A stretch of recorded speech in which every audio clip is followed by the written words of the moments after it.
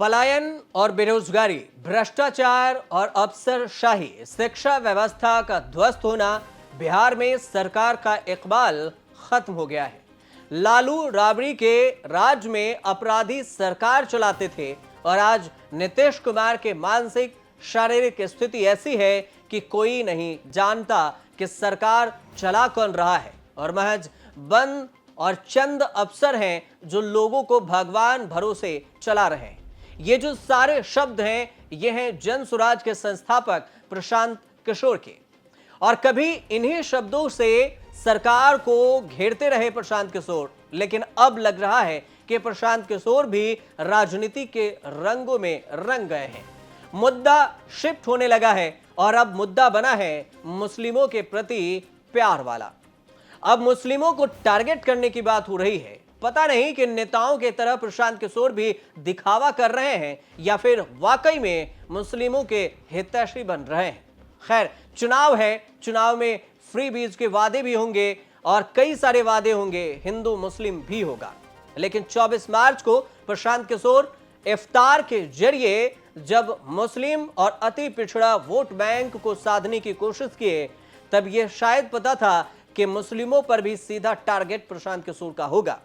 लेकिन धीरे धीरे वक्फ पर, इफ्तार पर सबके साथ रहे और मुस्लिम समुदाय के बीच में अब अपनी मौजूदगी भी दर्ज कराई। दरभंगा में 10 मार्च 2025 को जब एक प्रेस कॉन्फ्रेंस हुआ तो उन्होंने मुस्लिम वोटर्स को केरोसिन तेल कहकर तंज कसा और दावा यह किया कि ये वोट अब जन स्वराज की ओर बढ़ रहे हैं और उनका इशारा साफ था कि आरजेडी की लालटेन बुझने वाली है। लेकिन ये जो टारगेट था, उस टारगेट को अगर देखें तो बिहार चुनाव पर कितना असर होगा, तो इसको समझिए कि प्रशांत किशोर ने मुस्लिम वोटरों को लेकर अब आरजेडी को बड़ी चुनौती दे दी है।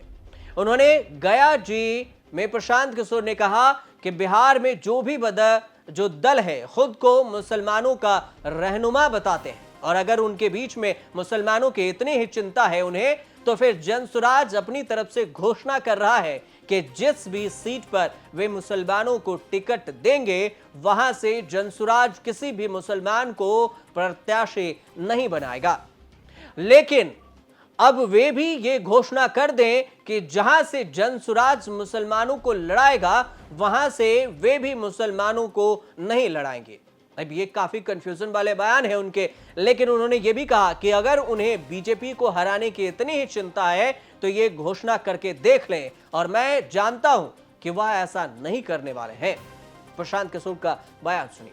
मैंने ये कहा है कि अपने आप को मुसलमानों के रहनुमा कहना, जो दल अपने आप को मुसलमानों का रहनुमा बताते हैं, अगर उनको मुसलमानों की इतनी ही चिंता है तो जन स्वराज अपनी ओर से घोषणा कर रहा है कि जहां पर वो मुसलमानों को टिकट देंगे वहां पर जन स्वराज मुसलमान नहीं लड़ाएगा। वो भी अब ये घोषणा कर दें कि जहां पर जन स्वराज मुसलमान लड़ाएगा वो भी मुसलमान को नहीं लड़ाएंगे। अगर उनको भाजपा को हराने की इतनी चिंता है तो घोषणा करके देख लें, वो नहीं करने वाले। प्रशांत किशोर ने बयान में अपने आगे ये भी कहा कि बिहार के बच्चों को निमंत्रण दे रहे हैं कि छठ पूजा के बाद किसी भी बच्चे को 10-12 हजार के लिए बिहार छोड़कर बाहर नहीं जाना है। लेकिन भाई अगर यह व्यवस्था बन गई तो देश के दूसरे हिस्से के लोगों को भी निमंत्रण देंगे कि आओ हमारे बिहार में और यहां तुम्हें पढ़ाई भी मिलेगी, रोजगार भी मिलेगा और हम लोग तुमको गाली भी नहीं देंगे क्योंकि तुम लोगों ने बिहारियों को गाली दिया है। प्रशांत किशोर सीधे सीधे तौर पर यह बयान दे रहे हैं। उन्होंने ये भी कहा है कि उस अपमान का बदला सम्मान से वापस करेंगे और हम लोग गलत करने वाले लोग नहीं हैं और ऐसे बिहार का सपना लेकर हम लोग काम कर रहे हैं। प्रशांत किशोर भ्रष्टाचार के मुद्दे पर नीतीश कुमार को भी घेरे हैं। उन्होंने ये कहा भ्रष्टाचार को लेकर कि जब जन स्वराज की सरकार बनेगी तब बिहार के 100 सबसे भ्रष्ट नेता और अफसर को चिन्हित किया जाएगा, लिस्टेड किया जाएगा और उनके खिलाफ ऐसी कार्रवाई की जाएगी कि उनके 7 पीढ़ियां उनको याद रखेगी। बिहार की राजनीति करीब 3.5 दशकों से लालू प्रसाद यादव और नीतीश कुमार के छाया में रही है और इस दौरान सत्ता कभी लालू प्रसाद यादव के परिवार के पास रही तो कभी नीतीश कुमार के पास रही और अभी भी नीतीश कुमार के साथ ही है। लेकिन इस बार भी मुख्य मुकाबला है महागठबंधन और एनडीए के बीच में। दोनों के बीच में मुकाबला देखा जा रहा है। महागठबंधन की अगुवाई आरजेडी कर रही है और एनडीए के ताकत के आधार पर जेडीयू और बीजेपी कर रही है। लेकिन इस बार बिहार के विधानसभा चुनाव में अगर पिछले विधानसभा चुनाव से अलग देखा गया इसे, तो फिर इसका श्रेय प्रशांत किशोर को जाता है, क्योंकि तीसरा मोर्चा खोलकर प्रशांत किशोर ही बिहार में अगुवाई कर रहे हैं। दोनों बड़े गठबंधन के वोटर्स में सेंध लगाने की पूरी कोशिश में लगे हुए हैं प्रशांत किशोर। अब कितना सेंध लगा पाएंगे ये चुनाव के बाद पता चलेगा, लेकिन 49 साल के प्रशांत किशोर ने कई राज्यों में कई लोगों को मुख्यमंत्री के कुर्सी तक पहुंचाने में मदद की है और अब यह खुद मुख्यमंत्री के कुर्सी के दावेदार हैं। वह बिहार के मुख्यमंत्री बनेंगे या नहीं, ये तो 2-2.5 महीने बाद पता चलेगा, जब यहां पर वोटिंग होगी और इसका परिणाम आएगा। लेकिन इतना तय है कि वह एनडीए और महागठबंधन को बड़ी चोट पहुंचा सकते हैं, ये बात पक्की है। वह दोनों गठबंधन के वोटर्स में सेंध लगाने की भी कोशिश कर रहे हैं। हालांकि कितना सेंध लगा पाएंगे ये भी आने वाले वक्त में पता चलेगा। लेकिन दूसरा फोकस ये भी है कि मुस्लिम वोटर्स को लुभाने की कोशिश। बिहार में मुस्लिम वोटर्स पर हर राजनीतिक दल और हर गठबंधन की खास नजर रहती है।